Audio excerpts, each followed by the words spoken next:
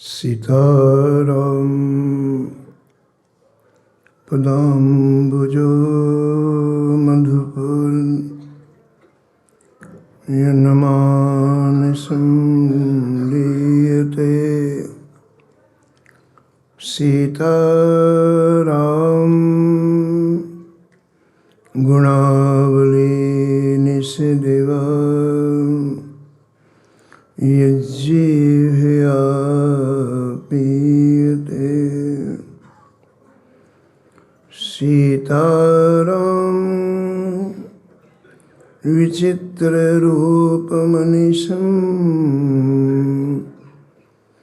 यश्चक्षुषोर्भूषणं सीताराम सुनाम धाम निरतं तं सद्गुरुं संभजे नीलाम्बुज श्यामलकोमलांगं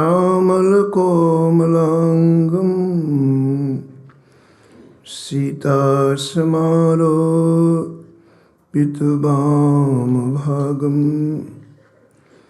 पाणो महासायक चारुचापं नमामि रामं रघुवंशनाथं यत्र यत्र रघुनाथ कीर्तनं तत्र तत्र कृतमस्तकाञ्जलिं वाष्पवारि परिपूर्णलोचनं मारुतिं नमत राक्षसान्तकं वाञ्छाकल्पतरुभ्यश्च कृपासिन्धुभ्यैव च पतितानां पावनेभ्यो वैष्णवेभ्यो नमो नमः। भक्त भक्ति भगवंत गुरु चतुर्नाम वपु एक, इनके पद वंदन किए नासत विघ्न अनेक। हरजू आए विराजिए कथा सुनहु इतिहास, तुम श्रोता या माल के तुम पद रज मम आस। तुम पीछे जो और हैं श्रोता है रसिखान, तिनके सकल मनोरथ पूरवहु श्री भगवान। राधे राधे गोविंद गोविंद राधे।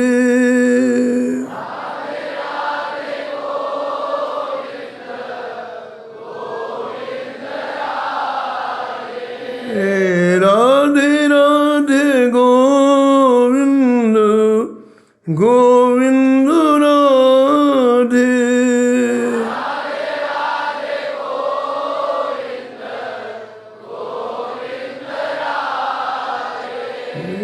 राधे राधे गोविंद गोविंद राधे।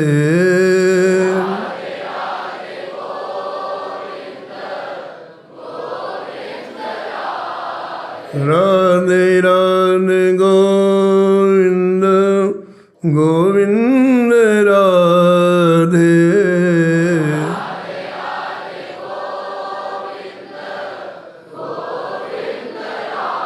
गोविंद राधे बोलो गोपाल राधे।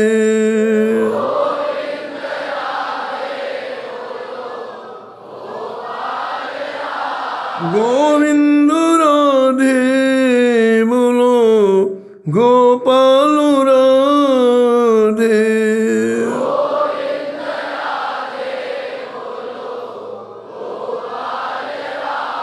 राधे राधे गोविंद गोविंद राधे।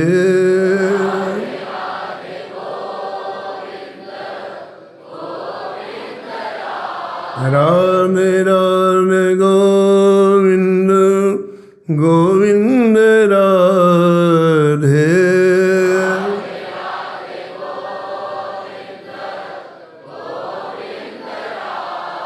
गोविंद राधे बोलो गोपाल राधे।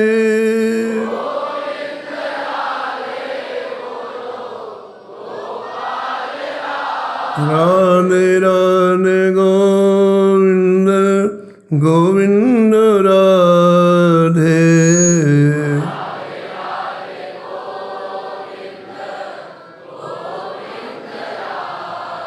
राधे राधे गोविंद गोविंद राधे।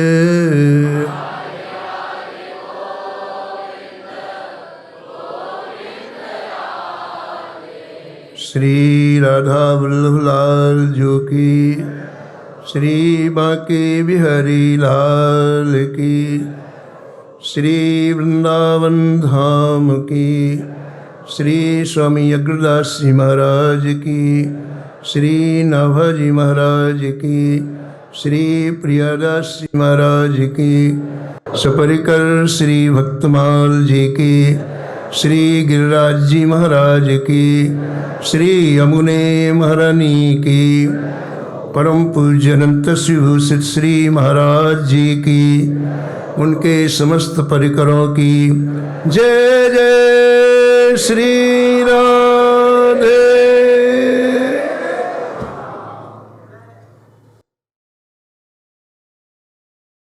श्री राधा मोहन लाल जी की असीम अनुकंपा से, श्री राधा लाल जी की कृपा करुणा से, परम पूज्य अनंत श्रीभूषित श्री महाराज जी की छत्र छाया में श्री ठाकुर जी के लाडले प्यारे दुलारे संतों के परम पावन चरित्रों में अवगाहन करने का सौभाग्य श्री धाम वृंदावन का हृदय श्री केली कुंज, जहाँ निरंतर श्री ठाकुर जी की रस में निकुंज लीलाओं का प्रस्फुटन होता है, जहाँ श्री महाराज श्री जी की कृपा करुणा में लाखों लाखों करोड़ों करोड़ों जीव मानव जीवन का परम फल भगवत भजन में आरूढ़ हो रहे हैं। ऐसे इस दिव्य स्थल में, रसमय स्थल में निश्चित रूप से इन भक्तों की कथा अद्भुत हृदय को स्पर्श करने वाली है। स्थल का बहुत प्रभाव होता है। श्रीमद् भागवत में आपने श्रवण किया है कि सौनक जी ने जब विद्या अध्ययन किया, संपूर्ण वेद शास्त्रों का अध्ययन कर लिया, तो सौनक जी के मन में आया कि शास्त्र पढ़ने का सार क्या है। तो उनकी अंतरात्मा ने आवाज़ दी कि शास्त्र पढ़ने का सार क्या है? सार वस्तु ग्रहण करना, और सार वस्तु है भजन। इसलिए अब मुझे एक क्षण भी बिना भजन के नहीं व्यतीत करना चाहिए।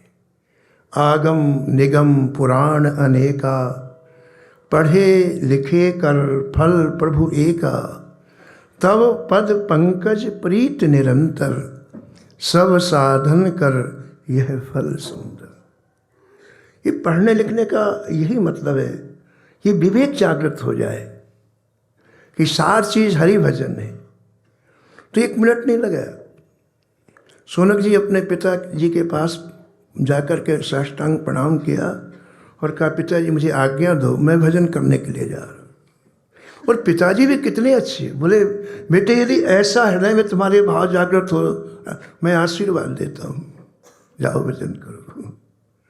पूज्य महाराज जी कभी कभी पूर्व का स्मरण करते हुए कहते हैं कि जब हमने पिताजी से कहा कि हम भजन ही करेंगे, तो पिताजी ने हमारी पीठ पर राम राम कहते हुए हाथ फेरा, बोले जाओ, तुम निश्चित रूप से अपने लक्ष्य में सफल हो गए। तो ऐसे कम पिता हैं जो अपने बालकों को भजन के लिए प्रेरित करें। तो सोनक जी सीधे पहले प्रयागराज आए और प्रयागराज में आकर के भरद्वाज जी के चरणों में साष्टांग प्रणाम किया। और देखो कितनी मूल्यवान बात है कि उन्होंने पूछा कि जय जय आप बताओ मैं भजन कहाँ करूँ। भजन स्थल का इतना प्रभाव है, कहीं भी भजन नहीं। हम लोग बहुत सौभाग्यशाली हैं, ये भजन भूमि श्री धाम वृंदावन है, जहाँ श्री ठाकुर जी ने साक्षात्कार, ठाकुर जी का साक्षात्कार न जाने कितने लोग प्राप्त किए हैं, कर रहे हैं। ऐसी भूमि में हम लोग अपने जीवन के क्षणों को गुजार रहे हैं। बहुत बड़ी कृपा श्री राधा रानी की, बहुत बड़ी कृपा है। तो भरद्वाज जी ने कहा कि देखो ये जो गंगा यमुना सरस्वती का पावन तट है, ये बहुत सुंदर है, आप वहाँ भजन करो। तो सोनक जी वहाँ जा कर के भजन करना प्रारंभ कर दिए। लेकिन जब मकर संक्रांति आती है तो बहुत से लोग संगम में कल्पवास करते हैं, 1 महीने रहते हैं, भारत के विभिन्न क्षेत्रों से आकर के निवास करते हैं। तो कोलाहल होने लग गया, विक्षेप होने लगा भजन में। फिर खड़े हुए, फिर गए भरद्वाज जी के पास, कहा जय जय बहुत कोलाहल होता है, आप मुझे आज्ञा करें कि अब मैं भजन कहाँ करूं। उस समय भरद्वाज जी ने कहा कि हम आपको एक मंत्र बताते हैं जिससे भगवान प्रकट होंगे, और भगवान से पूछो कि भजन कहाँ करना। यानी भगवान से मूल्यवान स्थल का महत्व है। भगवान प्रकट होने के बाद स्थल बताएंगे, तो फिर आप वहाँ भजन। और फिर वो किया, वो आगे का प्रसंग है। तो हम इस रसमय भूमि में बैठे हैं, परम पूज्य महाराज जी की छत्र छाया में। इस भूमि की अपनी एक अलग निराली ही स्थिति है, निराली स्थिति है। और मेरा तो ऐसा अंतःकरण बोलता है कि भक्तमाल के जितने भक्तों पहले ही आ जाते हैं यहाँ, सब आ जाते हैं। और उनकी कृपा हो जाएगी ना तो हम लोग दर्शन भी होगा। कृपा से क्या, कृपा में सामर्थ्य की आवश्यकता नहीं है। कृपा में सामर्थ्य, हमारी क्या सामर्थ्य है, कृपा तो कृपा है। तो ऐसे दिव्य स्थल में हम लोग भक्तमाल के पावन चरित्रों को श्रवण कर रहे हैं। प्रारंभ में आपने भक्तमाल की महिमा श्रवण की, और उस महिमा में कल छोटी रानी का चरित्र आपने श्रवण किया कि 1 घंटे भी कथा भक्तमाल की सुन ली जाए अंतःकरण से, तो जीवन में कितना बड़ा परिवर्तन हो जाता है। अपनी भक्ति की प्राप्ति के लिए, अपनी भक्ति को छिपाने के लिए महाराज अम्बरीश से उन्होंने विवाह किया, लेकिन अपने लक्ष्य पर अड़िग थी। तो संसार का कोई भी प्रभाव उनके ऊपर नहीं पड़ा, न राजमहल का पड़ा, न विभिन्न प्रकार की वस्तुओं का पड़ा, और एक दिन उन्होंने अपने लक्ष्य की प्राप्ति कर ली। पूज्य श्री राम सुखदास जी महाराज कहते थे कि एक व्यक्ति ईमानदारी पूर्वक भजन करे तो पूरा राष्ट्र मजबूत होता है। वो कहीं भी करे, एक व्यक्ति ईमानदारी पूर्वक भजन करे पूरा राष्ट्र मजबूत होता है। ये छोटी रानी ने ईमानदारी पूर्वक भजन किया, तो किसी को उपदेश नहीं दिया महाराज जी, वो कहीं गई नहीं। वो तो अपने कमरे में ठाकुर जी को लाड़ी लड़ाया, लेकिन पूरा का पूरा राज्य बदल गया, महल की रानियां बदल गईं। कैसा भक्ति का प्रभाव है। तो 1 घंटे कथा सुनने का ही परिणाम है। अब आज जो हम आपके चरणों में निवेदन करने जा रहे हैं वो ये कि संत श्री ठाकुर जी की पूरी निधि है। निधि माने खजाना। तो उस निधि को संभालने के लिए कौन सी सावधानी की आवश्यकता है?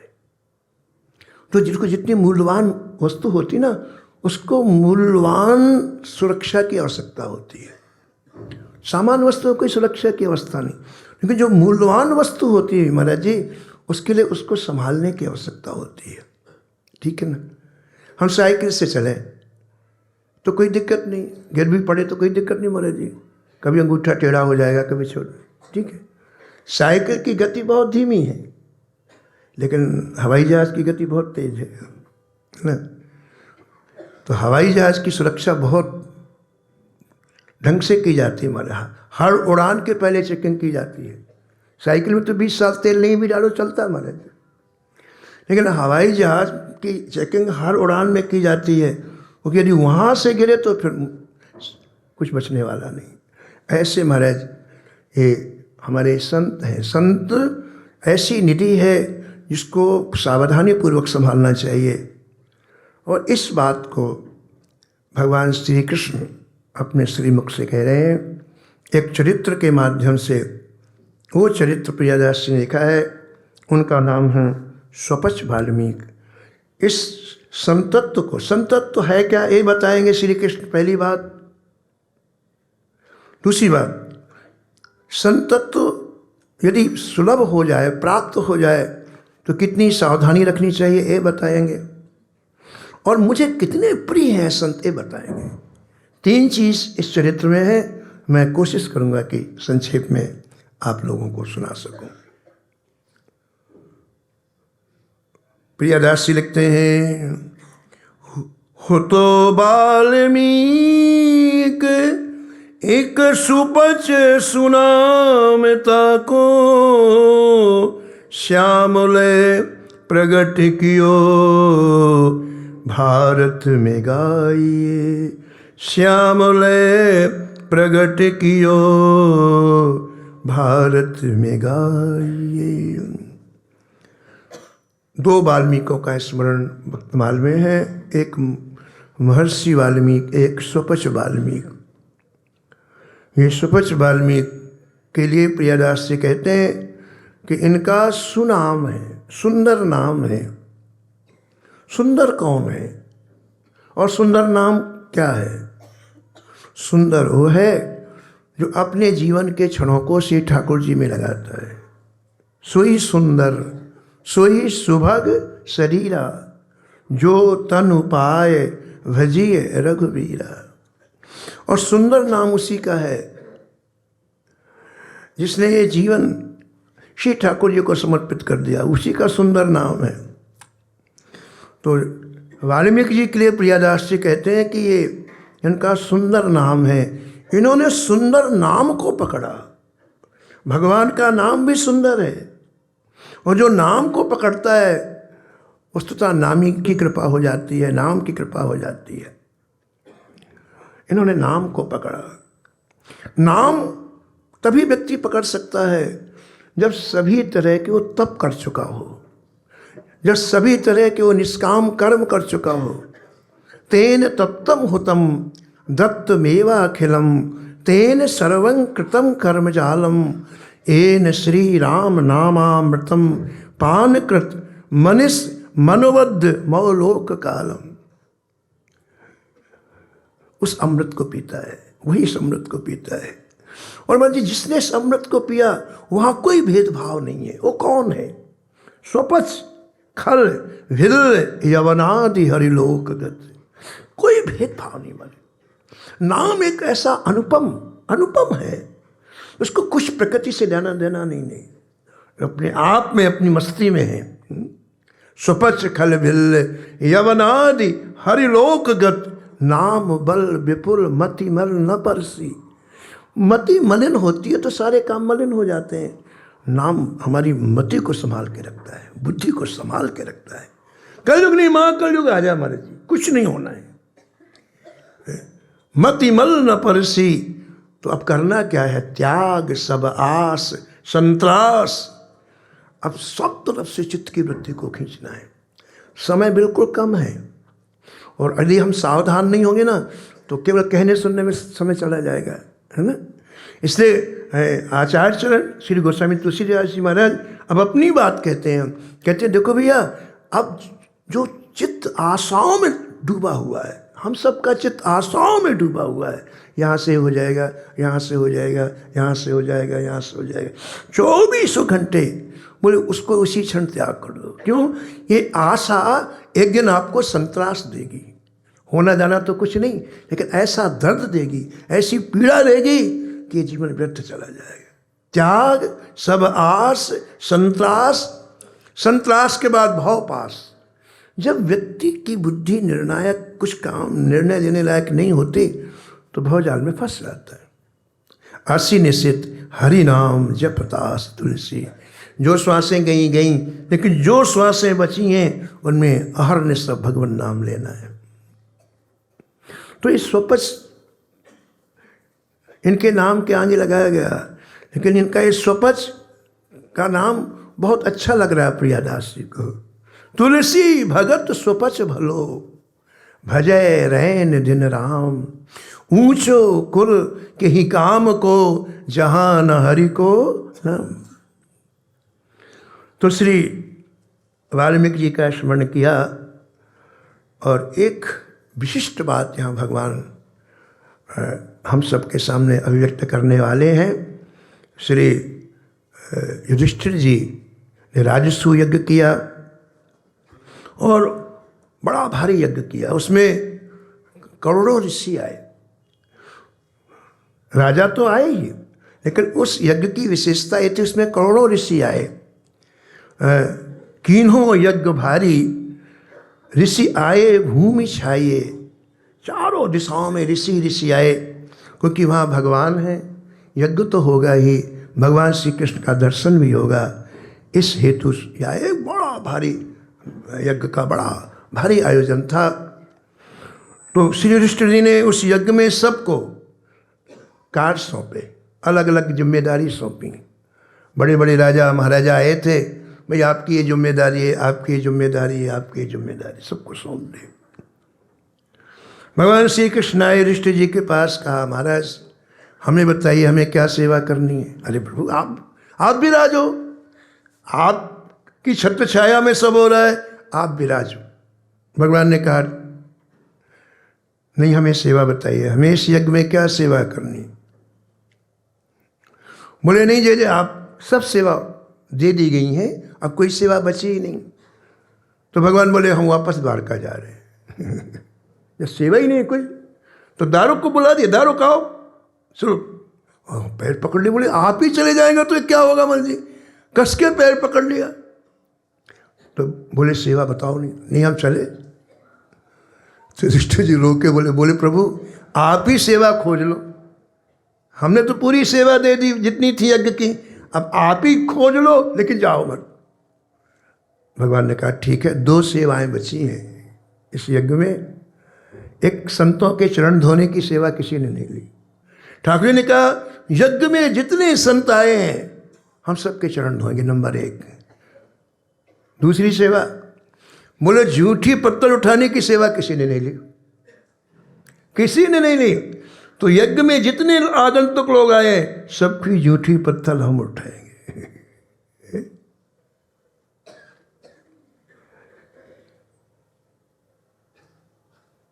गोस्वामी ने विनय पत्रिका में लिखा, निज प्रभुता विसार जन के बसु, निज प्रभुता विसार जन के बसु, होत सदा यह रीति, होत सदा यह रीति। भाजी कोई भक्त जब सामने भगवान के आता है तो भगवान को यही याद नहीं था कि मैं भगवान हूं। प्रभुता भूल जाते हैं और उसकी हर सेवा करने के लिए तत्पर। ये नौकर बने, इन्होंने बर्तन धोया, इन्होंने रसोई बनाई, इन्होंने रथ हाँका, क्योंकि प्रभुता का ध्यान नहीं रहता।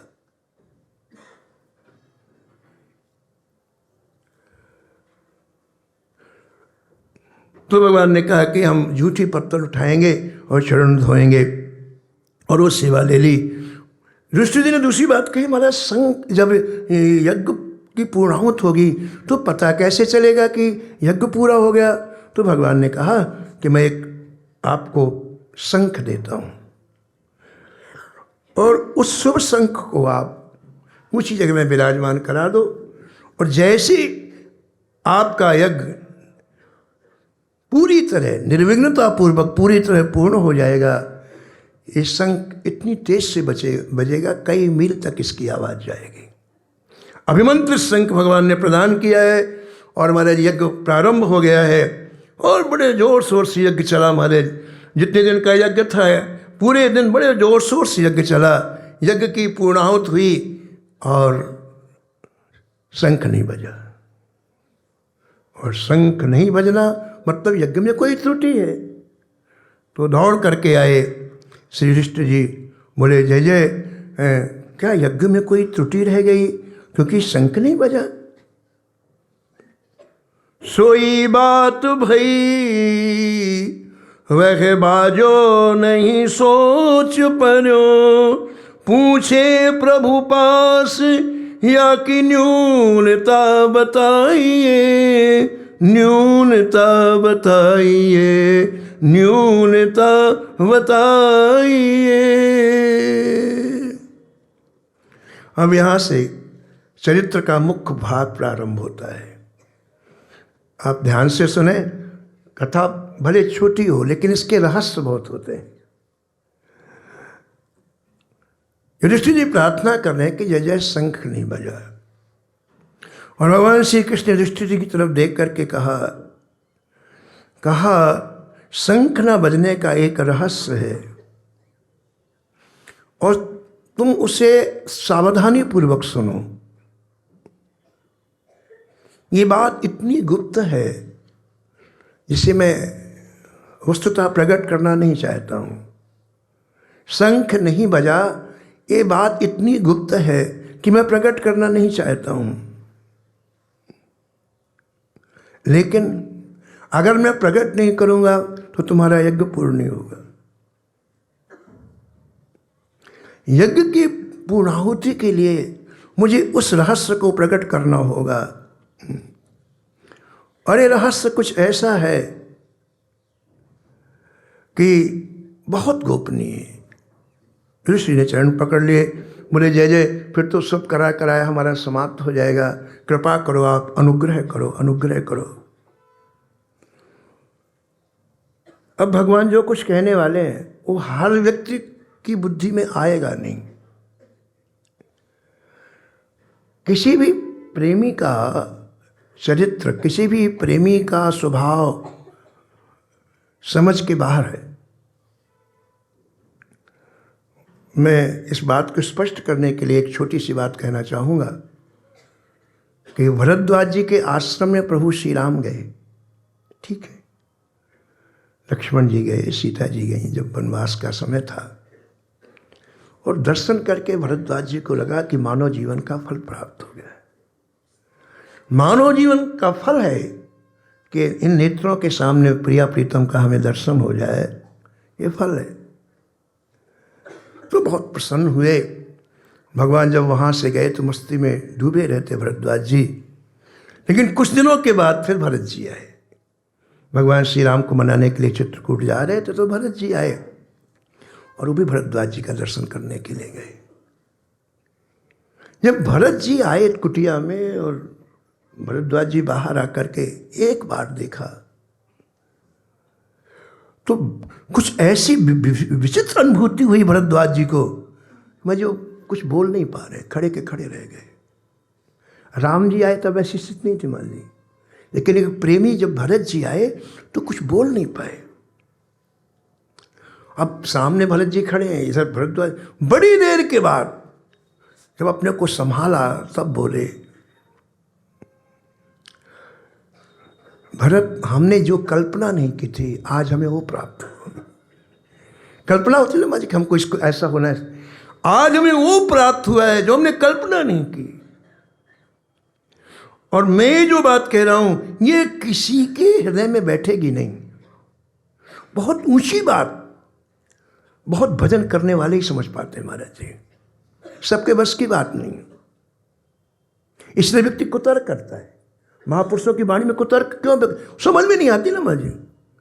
एक फोटो वाला था मुझे, फोटो ऐसी फोटो थी, और वो फोटो लेके एक फ्रेम वाले के पास गया, बोले भैया इसको फ्रेम कर दो। उसने कहा महाराज जी आपका फोटो बड़ा है, मेरे पास छोटे फ्रेम है, इसलिए आप दूसरे के। बोले नहीं नहीं तुम ही करो, मेरे पास छोटे फ्रेम है। बोले नहीं तुम ही करो। तो उसने क्या किया, मुझे ऊपर की गर्दन उड़ा दी, नीचे के पैर उड़ा दिए। बोले लो, ऐसी बुद्धि का प्रेम हमारा छोटा है। इन महापुरुषों की वाणी आज समझ में तो आती नहीं, तो हम कुतर्क करते हैं, अरे ऐसे कह दिया, ऐसे कैसे कह दिया।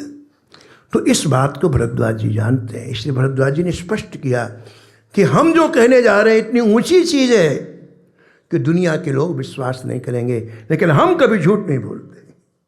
सुनहु भरत हम झूठ न कहेंगे, सुनहु भरत हम झूठ कौन बोलता है? आगे बोल रहे हैं भरद्वाज जी, झूठ वो बोलता है जिसका कहीं लगाव होगा, झूठ बोलेगा। मान लीजिए झूठ वो बोलेगा जो सुख और दुख को सहन नहीं कर पाता, वो झूठ बोलेगा। झूठ वो बोलेगा जो किसी के आश्रय में रह रहा है। 3 चीज़ों से झूठ बोला जाता है। श्री भरद्वाज जी ने कहा है ये तीनों चीज़ें हमारे पास नहीं है, हमारे जीवन में नहीं है, इसलिए हम झूठ नहीं बोलते। उदासीन तापस बनो रही, उदासीन कहीं हमारा चित्त नहीं लगता है, तपस्वी है। कैसी परिस्थिति है? पूज्य महाराज जी ने कैसी विचित्र परिस्थितियों में जीवन गुजारा है वृंदावन में, आंख में आंसू आ जाते हैं, है ना। और वन में रहते हैं, किसी के आश्रय पेड़ के नीचे रहते हैं, क्या निकालेगा कोई। क्या कहना चाहते हैं भरद्वाज जी? सुनो, पूरी भूमिका बनाई और इसके बाद क्या कहना चाहते हैं। एक प्रेमी की सन्निधि कितनी महान होती है, ये भरद्वाज जी अपने अनुभव की बात कह रहे हैं। कहा हमने वही जीवन में किया जो हमारे गुरुदेव ने कहा, गुरुदेव ने जो बताया हमने जीवन में वो किया। उसका परिणाम ये हुआ कि हम राम जी का दर्शन करने अयोध्या नहीं गए, अयोध्यापति हमारा दर्शन करने के लिए आए। ये गुरु प्रदत्त प्रणाली का परिणाम है।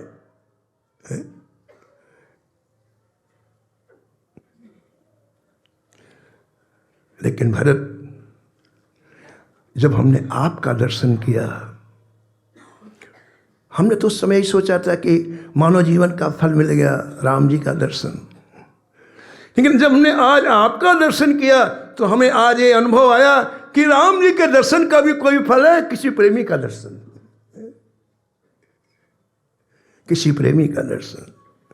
तेहि फल कर फल दरस तुम्हारा, सहित सहाय प्रयाग हमारा, सहित सुभागो प्रयाग हमारा। हम ये निवेदन कर रहे थे कि भगवान ने कहा कि ये गुप्त बात है जो मैं तुमसे बता रहा हूँ, लेकिन चूँकि तुम्हारा यज्ञ पूर्ण नहीं होगा तो बता लो क्या गुप्त बात है। सुनो आप।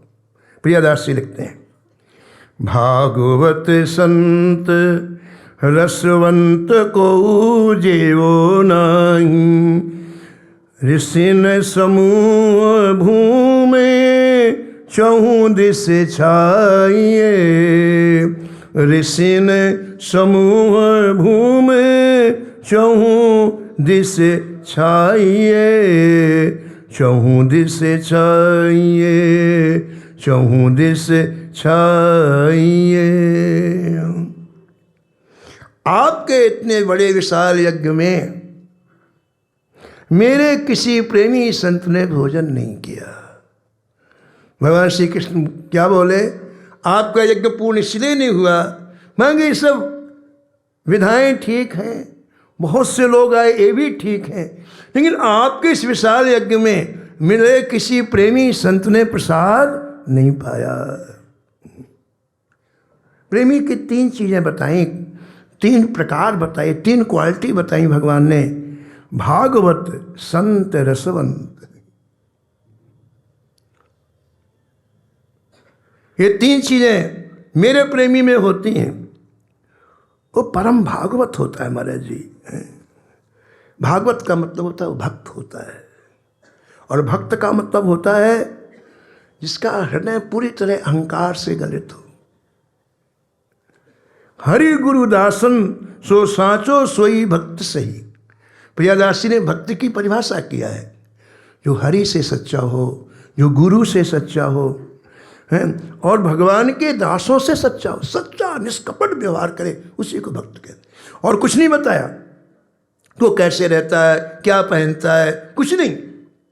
सारा खेल अंतर हृदय का है। आप भक्तमाल में के प्रवाह में जब आप आगे बढ़ेंगे, आप देखेंगे यहाँ अंतःकरण की बात होती है, बाहर की कोई बात नहीं होती है।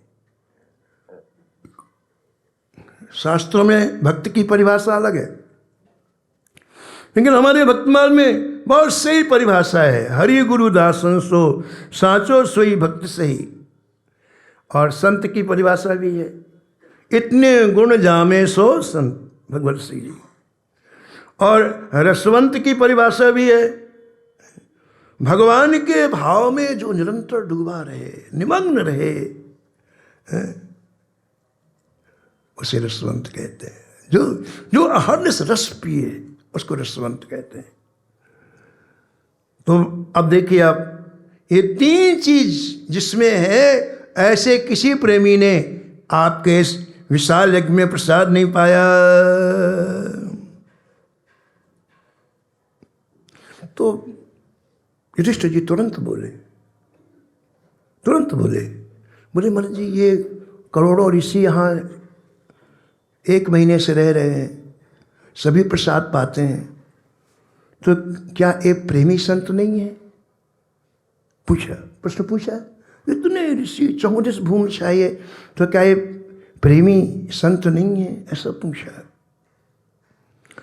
भगवान काम की बात करते हैं, बेकाम की बात नहीं। भगवान के पास टाइम नहीं है, और साधारण व्यक्ति उलझने का काम करता है, सार की बात नहीं करेगा, उलझने का काम करेगा। देखो, प्रश्न पूछा युधिष्ठिर जी ने, लेकिन उसका उत्तर नहीं दिया कि ये जो इतने ऋषि हैं प्रेमी, इसका उत्तर नहीं दिया। भगवान ने कहा, देखो भाई, हम कैसे कह दें कि कौन प्रेमी है कि नहीं? नहीं उलझते भगवान। लेकिन प्रेमी की सबसे बड़ी पहचान यही है कि अभिमान की गंध भी उसके जीवन, अभिमान नहीं होता ही नहीं कहा। जो पे कहो भक्त नहीं, कैसे कहो गहो गास, एक घास एक और खुल जात सो बहाइए।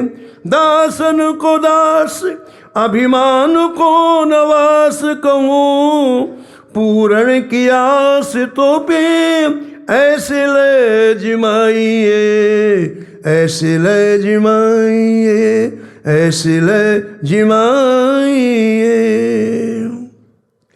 जैसे अभिमानी के अंग अंग में, रोम रोम में अभिमान समाया रहता है, ऐसे भक्त के अंग अंग में, रोम रोम में भक्ति समाई रहती है। आपने देखा होगा, कभी भक्त किसी से बदला नहीं लेता है, कभी।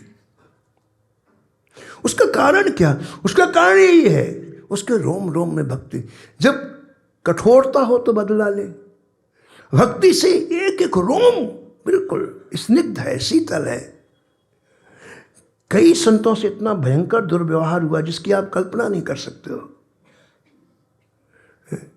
हरिदास जी का आप स्मरण करें, जो 3 लाख नाम जो रोज करते थे, क्या किया महाराज जी? 22 बाजारों में ये जल्लाद ऐसा वेट मारते हैं कि चमड़ी बाहर आ जाती है।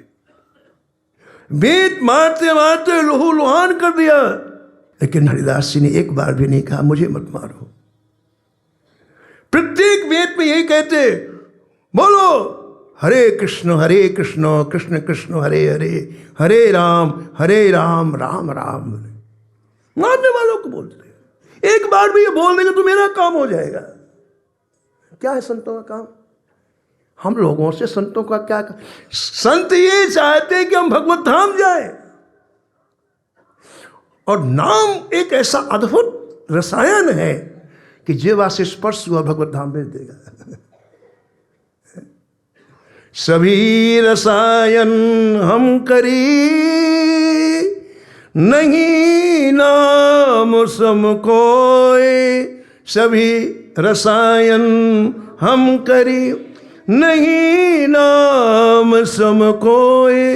रंचक घट में संचरे, रंचक घट में संचरे। सब तन कंचन होय, सब तन कंचन। ये कबीर जी की वाणी है। कबीर जी कहते हैं रंचक, थोड़ा सा जिह्वा में स्पर्श करो, सच्चिदानंदमय हो जाओगे। बोलो कंचन का तात्पर्य क्या माँ जी? ये पंचभौतिक शरीर है, सच्चिदान। हम लोग सुनते ना माँ जी, सशरीर लोग भगवान के धाम में गए। ये क्या है? नाम लेते लेते सच्चिदानंद देह हो गए। क्या छोड़े? देह के साथ चले गए। चैतन्य महाप्रभु जी सदेश जगन्नाथ भगवान में लीन हो गए, मीरा जी सदैव लीन हो गई, तुकाराम जी सदैव गए। ये नाम की महिमा है।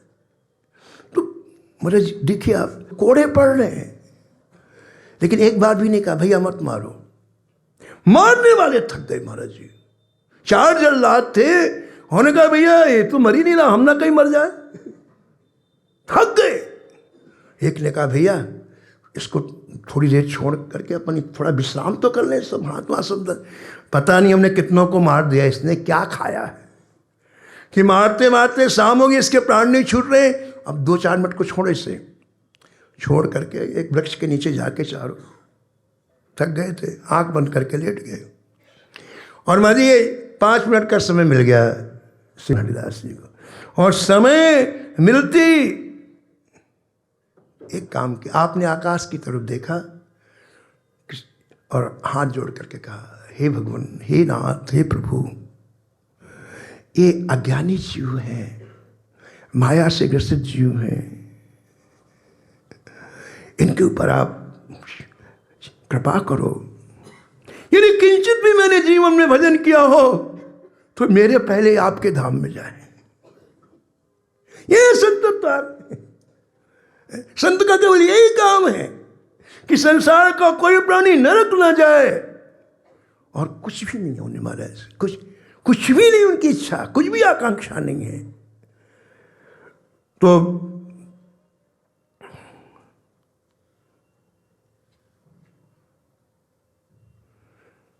जहां इतना अभिमान गलित हो, बदला लेने की भावना कैसे होगी? जहां रोम रोम में हरिदास ने बदला लिया क्या? नहीं, यही बात यहां कह रहे हैं कि भाई हम ऐसे कैसे कहें कि ये भक्त नहीं है, लेकिन भक्त में एक गुण होना चाहिए। अब मीठा लगा लो, हमसे क्या पूछते हो? तो ठाकुर जी फंसते नहीं है, फंसते बिल्कुल नहीं है। ठाकुर जी ने थर्मामीटर दे दिया आपको, अब आप देख लो, और इस मीटर में कोई भी फिट नहीं बैठा, कोई नहीं बैठा। ठाकुर जी के मीटर बड़े जोरदार माँ जी, बाजार वाले हैं नहीं, डुप्लीकेट बना लो आप, तो कोई नहीं फिट बैठा।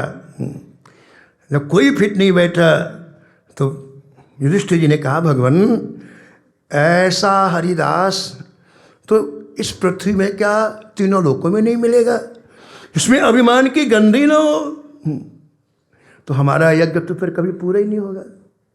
जिस तरह के वर्णन आपने किया है, ऐसा दास तो 3 लोकों में नहीं हो सकता, पृथ्वी की तो बात छोड़ दी। तो फिर प्रभु हमारा यज्ञ ऐसा रह जाए। आप कृपा करो प्रभु, यज्ञ पूरा हो जाए। इस यज्ञ में आप भी विराजमान हैं, इतने ऋषि आए हैं, दुनिया के लोग आए, और अधूरा रह जाएगा।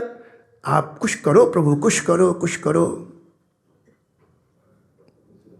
भगवान ने कहा कि देखो भाई, तुम कहते हो कि किसी लोक में नहीं मिलेगा, अब हमारी बात सुनो, वो तुम्हारे ही नगर में रहता है, नंबर 1। नंबर 2, वो रहता ही नहीं है, वो सुबह शाम तुम्हारे यहाँ आता भी है, लेकिन उसे कोई नहीं जानता, और वो स्वयं कभी अपने को प्रकट नहीं करता है। अरे हमारे यहाँ आता है, सुबह शाम आता है।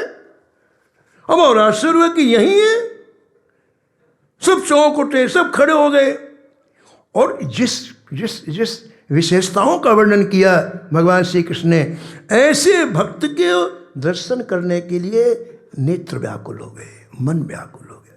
इसका तात्पर्य क्या हुआ?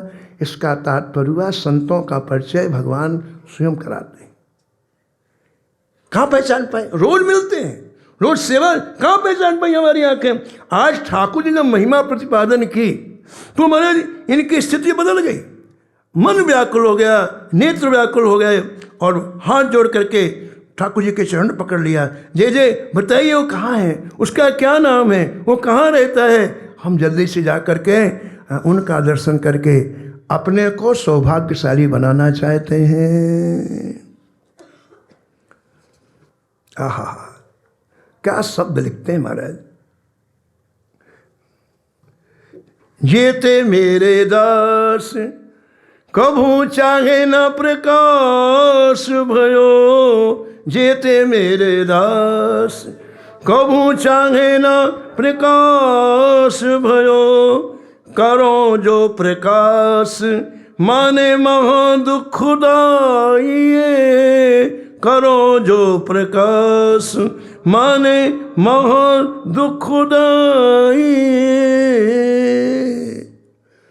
भगवान एक एक शब्द बड़ा मूल्यवान। भगवान कहते हैं युधिष्ठिर जी, जो मेरे भक्त होते हैं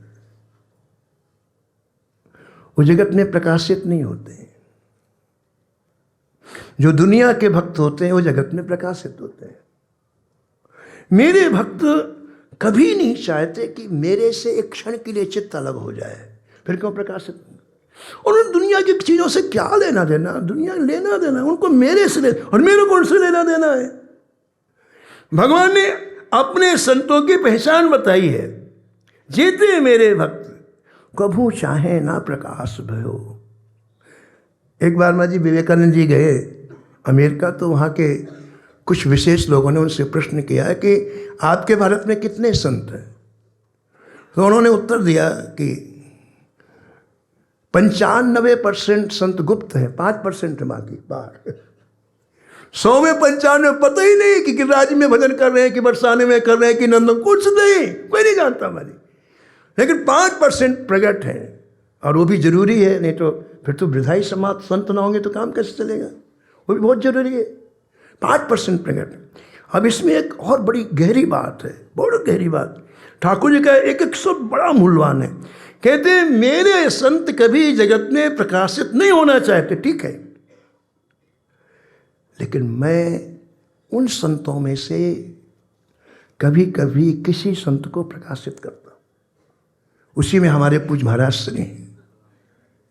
महाराज श्री बिल्कुल नहीं चाहते थे महाराज, ये सब कुछ कई बार कह चुके हैं, बिल्कुल नहीं, लेकिन राधा रानी की प्रबल इच्छा है कि हम सरे के जीवों का कल्याण कैसे होगा।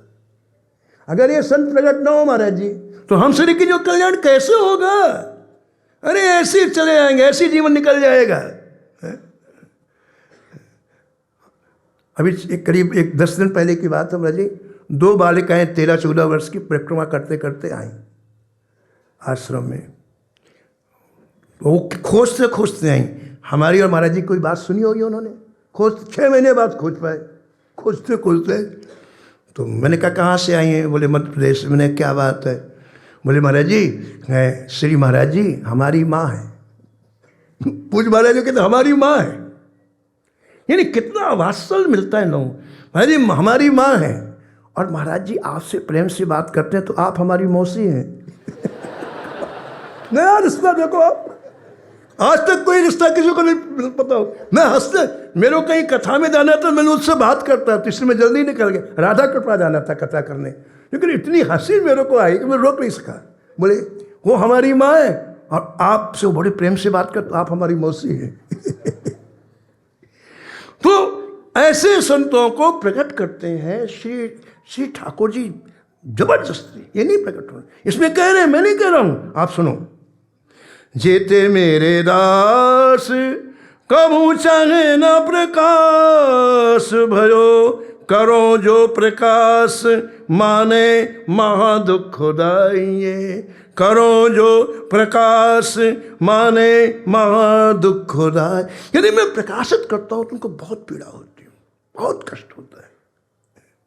ये मेरे संत है ना, ये मेरे से और कुछ नहीं शायद, उनको महान दुख होता है।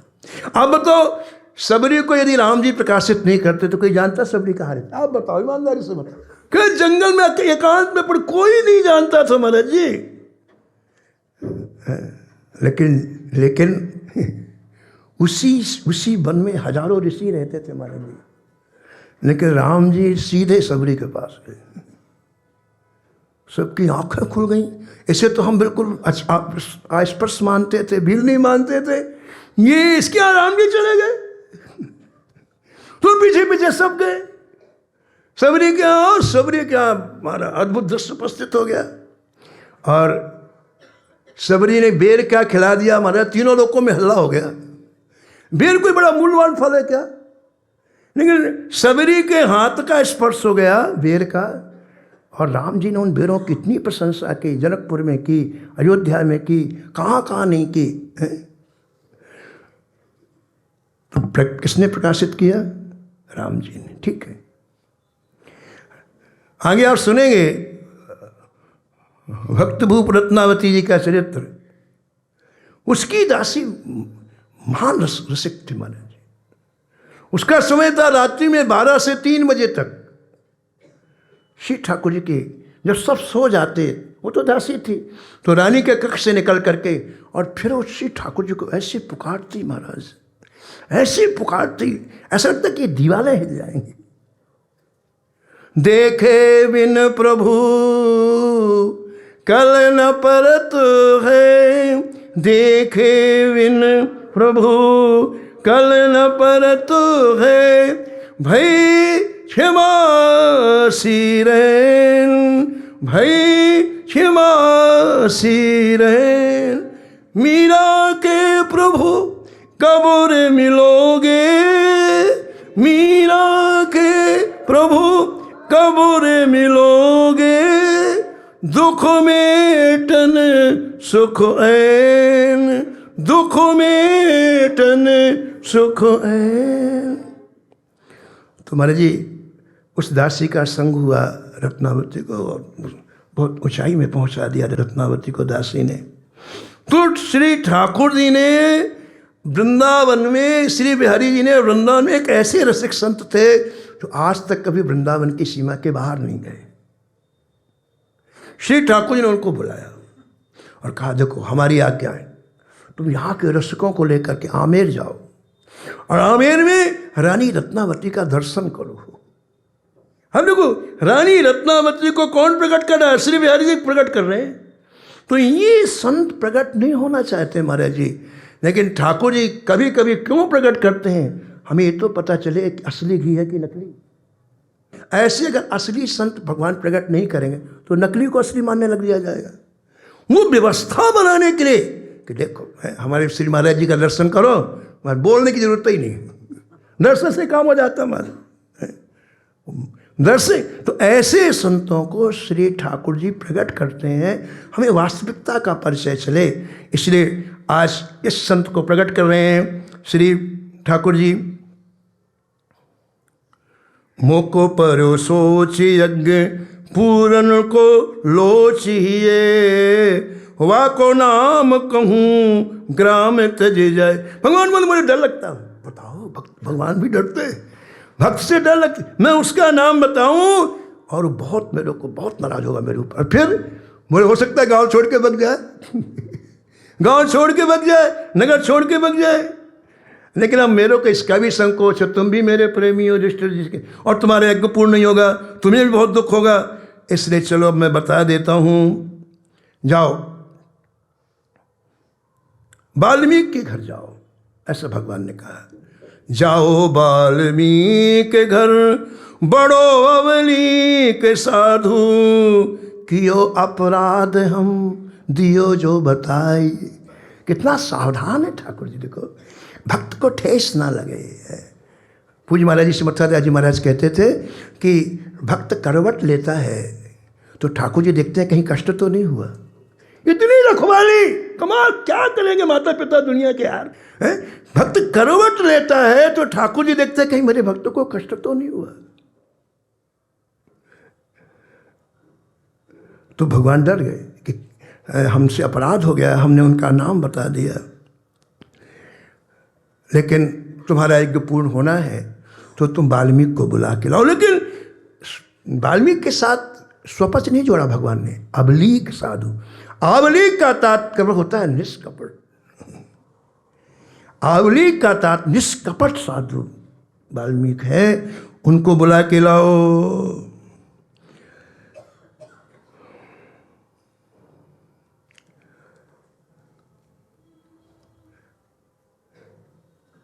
भगवान ने पहले संत का परिचय कराया। अब परिचय कराने के बाद एक संत को कैसे बुलाना चाहिए, एक संत के प्रति कैसी भावना होनी चाहिए, महाराज ये बात यहाँ बड़े बड़े भावपूर्वक ठाकुर जी ने कही है। यानी मेरे कहने का तात्पर्य है कि श्री ठाकुर जी ने पूरा कंट्रोल अपने हाथ में ले लिया। यहाँ पूरा निर्देशन ठाकुर जी का पूरा। इतनी महत्वपूर्ण बात है कि ठाकुर जी को निर्देशन लेना पड़ा। क्या युधिष्ठिर भक्त नहीं है? क्या अर्जुन भक्त नहीं है? क्या भीम भक्त नहीं है? क्या द्रौपदी भक्त नहीं है? सभी भाई भक्त हैं, तभी तो भगवान वहाँ रह रहे हैं। लेकिन एक प्रेमी संत के साथ कैसे व्यवहार करना चाहिए, उसकी कैसी मर्यादाओं का पालन करना चाहिए, आज पहली बार इस चरित्र में श्री ठाकुर जी कह रहे हैं। ठाकुर जी ने कहा कि देखो, निमंत्रण देने के लिए अर्जुन और भीमसेन जाएंगे वाल्मीकि जी के यहाँ पहली बार। किसी साधारण व्यक्ति को निमंत्रण देने के लिए नहीं, निमंत्रण से प्रारंभ यहीं से होता है। तो निमंत्रण देने के लिए अर्जुन और भीमसेन जाएंगे। दूसरी बात,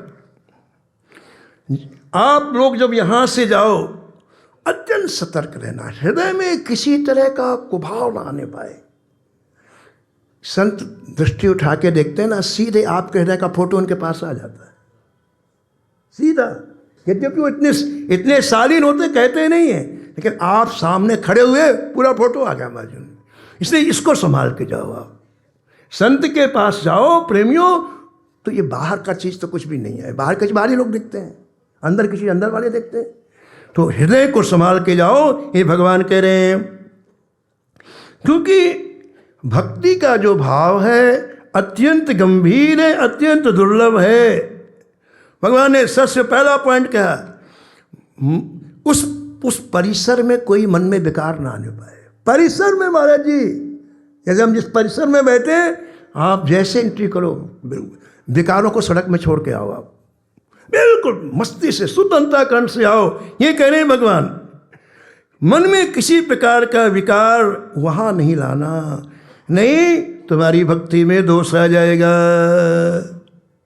अत्यंत सावधानी पूर्वक जाना।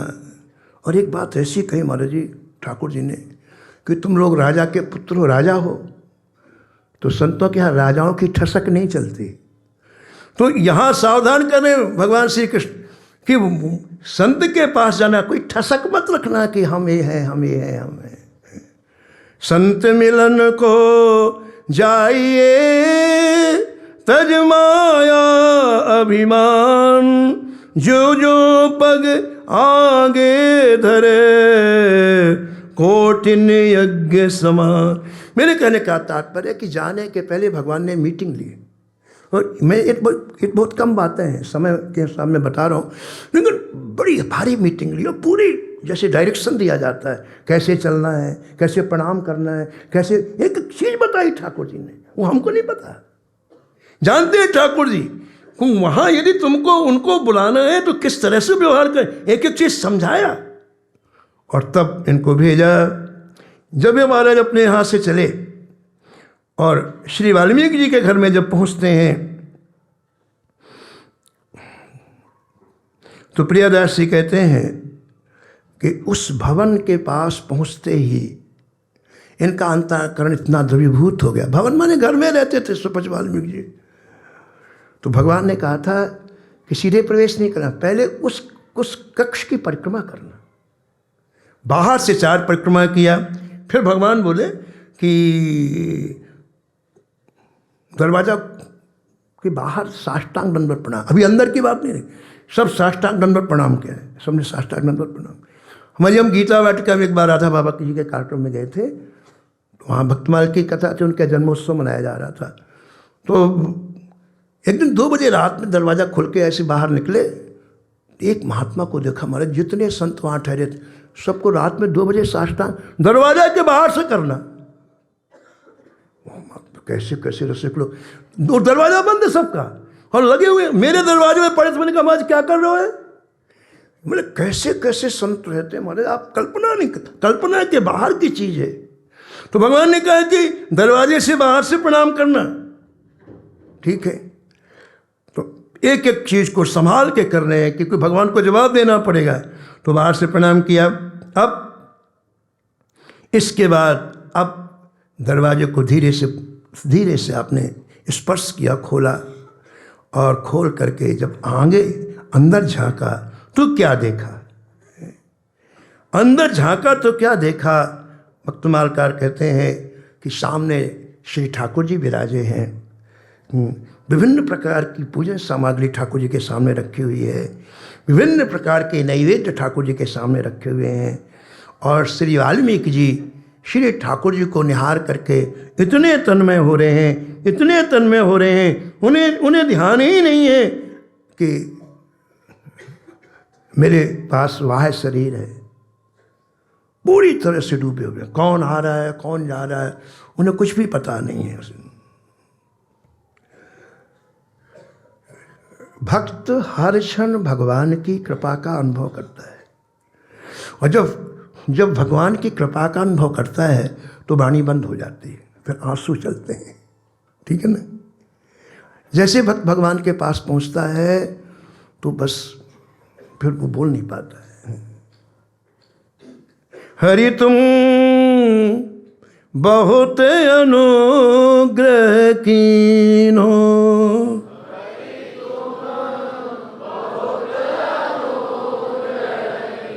कितनी कृपाएं की, उसको एक एक याद आने लगता है महाराज, तो रोता है। हरि तुम बहुत अनुग्रह कीन्हो,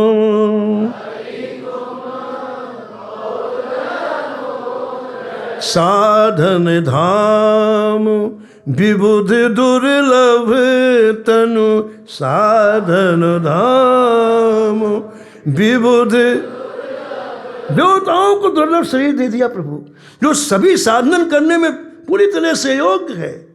साधन धाम विबुध दुर्लभ तनु,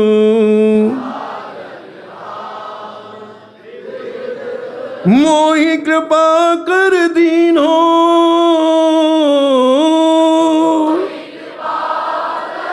हरि तुम बहुत अनुग्रह कीन्हो,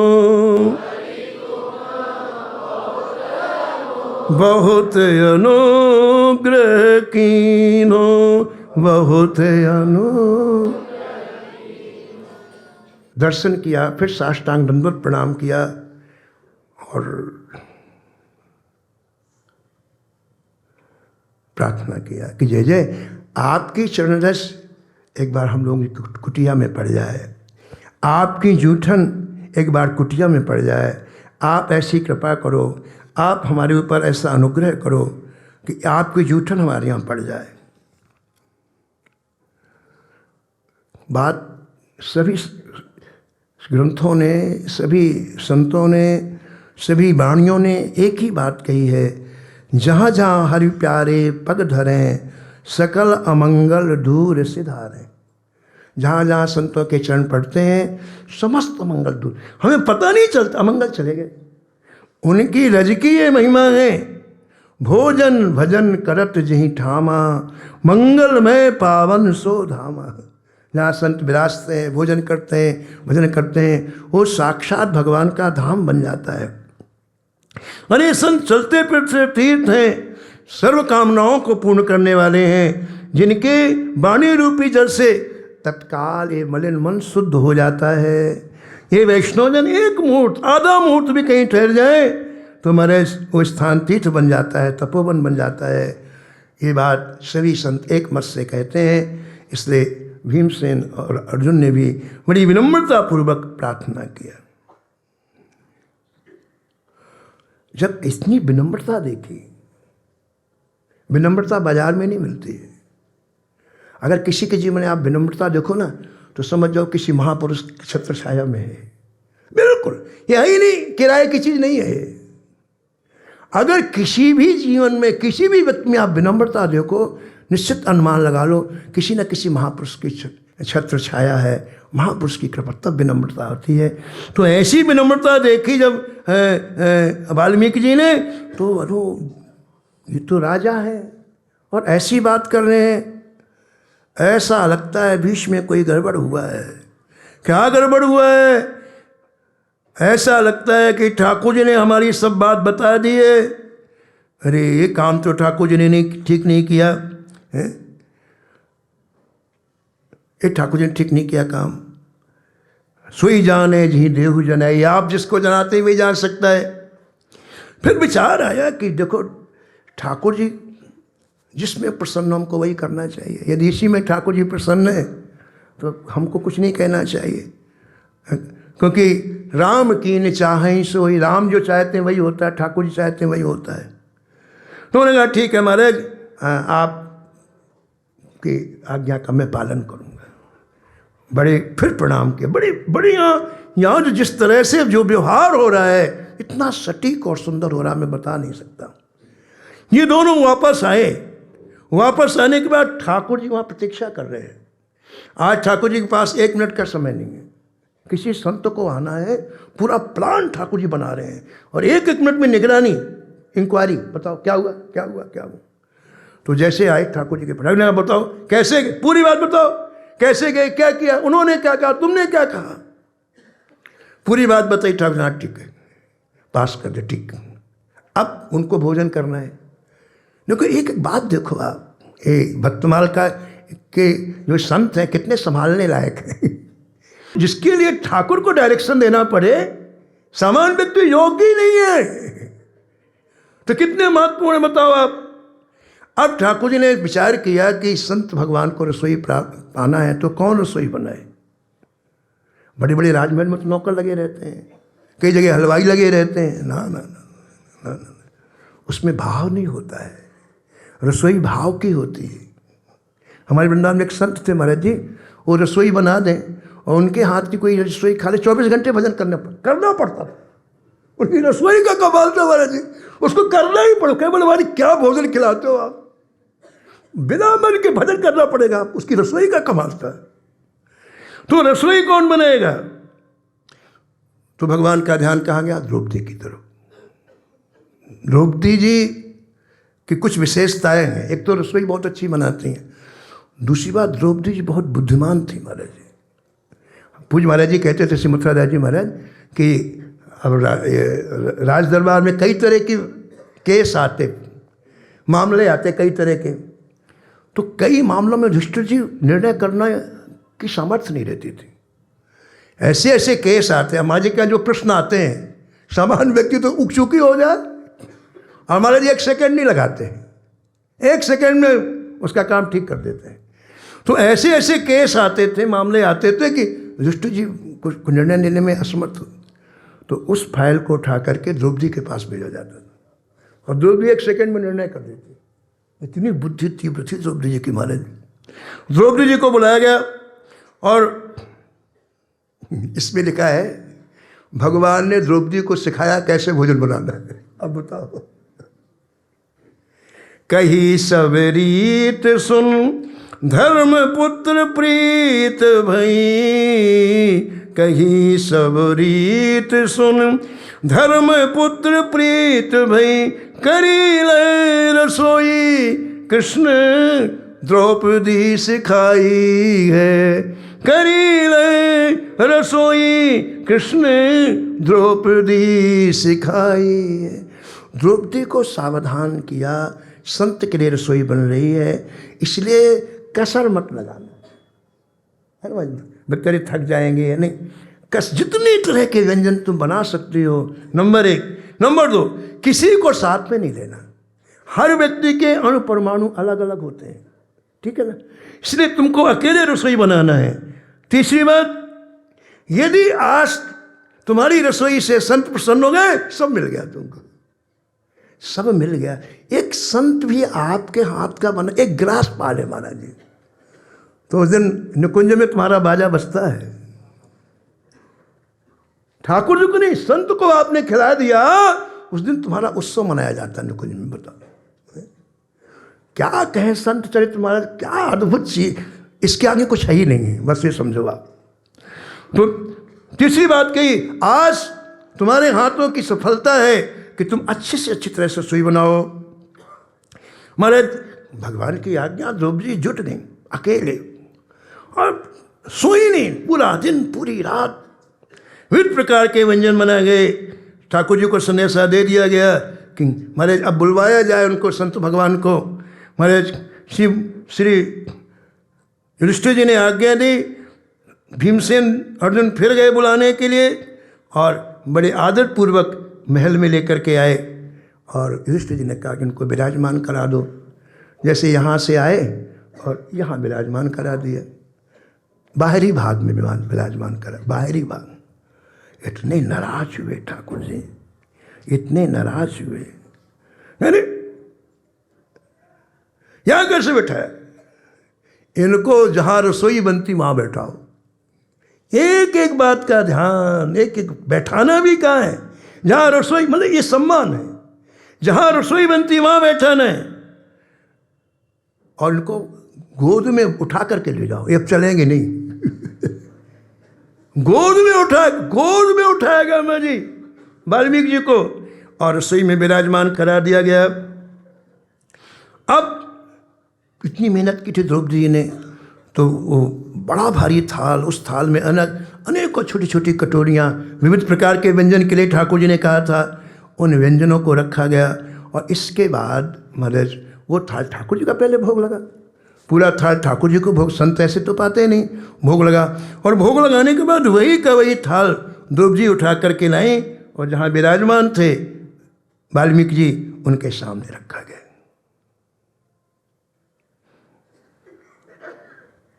उन्होंने थाल को देखा, प्रणाम किया और थाल से कटोरी निकालना प्रारंभ किया। अब कोई 150 नहीं थी, हजारों की संख्या में कटोरियाँ थी, तो सब बाहर निकाला। फिर क्या किया माँ जी, एक एक कटोरी को उसी थाल में खाली करना प्रारंभ किया। उसी में दाल, उसी में हलवा, उसी में कढ़ी, उसी में भात, उसी में पकौड़ी, उसी में दाल, उसी में रबड़ी, उसी में सब। अब वो ऐसा टिंगा बन गया बस। सामने कौन खड़ा है, द्रौपदी जी।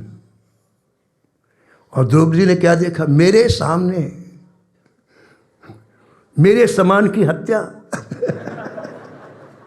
जिसने इतनी मेहनत की हो, वो तो अरे क्या कढ़ी बनी, अरे क्या क्या सब्जी, क्या खी, अरे रबड़ी का तो, अरे हलवा, वो तो सोचते सराहेंगे ना जब मैंने इतनी मेहनत की। वहां तो पता था, किसी का पता ही नहीं, सब मिल गए। अब देखो भगवान ने कहा था कि अंतःकरण में विकार मत लाना, लेकिन विकार आ गया मेरी द्रौपदी की। जब उसने देखा कि सबको एक में मिला लिया, तो छोटी सी बात हृदय में यह आ गई, संतत्व की जगह क्या आ गया, जाति आ गई। करा सब बेकार हो गया। जो फल मिलना था वो फल नहीं मिला। आपके अंतःकरण के अनुसार फल मिलता है, चीज कितनी भी अच्छी हो, अंतःकरण में क्या चल रहा है, एक खास बात है। तो भगवान ने कहा था कि जैसे पाएंगे शंख बजेगा, तो जैसे एक गिलास पाया वाल्मीकि जी ने, शंख इतने धीरे धीरे बजे, जैसे कोई रो रहा हो, ऐसे धीरे धीरे धीरे। आन के बैठायो पाक साल में रसाल ग्रास, आन के बैठायो पाकशाला में रसाल ग्रास, ले तो बाजो शंख। इतने धीरे धीरे शंख बजा। और ठाकुर जी तो आज डायरेक्शन में, कोई बचने वाला नहीं है। तो ठाकुर जी ने छड़ी उठाई, ये वाली छड़ी उठाई महाराज, और उठा के शंख के पास है, एक दी ठाकुर जी ने।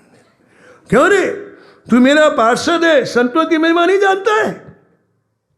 संत प्रसाद में है तो चू चू बज रहा है, पैसे को नहीं बचता है। तो शंख ने कहा एक में तो बोलने लायक, दूसरे बोलने लायक ही नहीं रहूँगा मैं। अभी छड़ी नीचे रखी नहीं थी बाजी। तो जल्दी से शंख बोला, बोले प्रभु मेरी गलती नहीं है। तो किसकी गलती है? बोले सरकार द्रौपदी से पूछा जाए। तो वही छड़ी लेकर द्रौपदी के पास आए ठाकुर। क्या बात है, जल्दी बताओ क्या बात है। द्रौपदी देख चुकी थी छड़ी लगी हुई है कि वहां शंख को छड़ी लगी है। इन्हें 1 मिनट नहीं लगाया। बोले क्या बात है? द्रौपदी ने कहा कि जय जय आपने आज्ञा दी, मैंने इतनी मेहनत की, मैं पूछो मत महाराज, पूरी जितनी मेरी सामर्थ्य थी और इन्होंने सबको एक में मिला लिया। तो मेरे मन में बात आ गई कि आखिर ये स्वपक्ष हैं। और तो वही छड़ी ले गए वाल्मीकि जी के पास गए। था क्यों मिलाया? अभी छड़ी चल रही था, क्यों मिलाया एक में? देखो संत कैसे अपनी बात को गुप्त रखते हैं, गुप्त। बोले जय जय हम तो झूठी पत्थर उठाने वाले हैं, थाल वाले तो है नहीं। पत्थर में जो बचता है वही खाया पूरे जीवन, हमें नहीं पता माजी कैसे खाया जाता है। इन्हें मिला लिया। ठाकुर जी बोले सही बात बोलो, सही बात। ठाकुर जानते हैं ऊपर की बात, सही बात बोलो। तब महाराज इतनी बढ़िया बात कही, सुपचवाल भी बहुत बढ़िया बात कही। उन्होंने कहा महाराज जी भक्त का अधिकार पदार्थ पाने का नहीं है, पदार्थ के स्वाद लेने का नहीं है, ये भगवान का अधिकार है। भगवान स्वाद लेते हैं, भक्त का अधिकार स्वाद लेने का नहीं है, भगवान स्वाद लेते हैं। भक्त का अधिकार प्रसाद पाने का है, और प्रसाद न मीठा होता है, न खट्टा होता है, न चरपरा होता है। इसलिए मैंने सबको मिलाया। स्वाद लेने का अधिकार जय जय आपका है, लेकिन प्रसाद पाने का अधिकार हम लोगों का है। इसलिए प्रभु हम प्रसाद पा रहे हैं, हमें नहीं पता ये रबड़ी है कि ये कड़ी है, कि हम तो प्रसाद पा रहे हैं। एक बार वो प्रसाद बना और भगवत ऋषि जी कहते हो दिव्य बन गया। अब उसके सिवा उसकी इतनी महिमा बढ़ गई, इतनी महिमा बढ़ गई। आप लोग गाते हैं दरसत ही मन मोद बढ़ावत, दरसत ही परसत पाप ताप हिय को, यह दिव्य प्रसाद प्रिया प्रिय को, यह दिव्य प्रसाद पावत परम प्रेम उपजावतु,